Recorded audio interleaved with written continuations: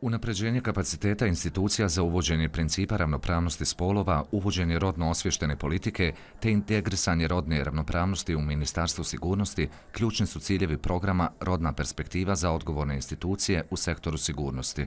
U sklopu projekta realiziran je niz aktivnosti koji se tiču analize i promocije rodne ravnopravnosti.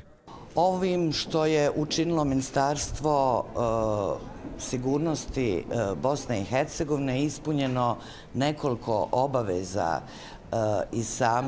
iz samog zakona. Svi ovi projekti koji mi realizujemo i aktivnosti su dobra podloga za unapređenje trenutnog stanja, međutim i dalje možemo primijetiti da imamo određenih predrasuda, stereotipa u ovoj oblasti. Veća prisutnost žena u sigurnosnom sektoru će pomoći u promjeni stereotipa i predrasuda sa kojima se one susreću kroz svoj angažman u ovoj oblasti. Implementacijom ovog programa upravo u Ministarstvu sigurnosti poslana je poruka koliko su žene zapravo snažne i ravnopravne sa svojim muškim kolegama. Uvesti žene u zakon, jedno ovakvo ministarstvo koje se po defaultu nekako smatra strožim, muškim, u kojim rade, u kojem postoje agencije policijske i druge vrste sigurnosnih agencija i zapravo se ovo pokazalo kao pravi put.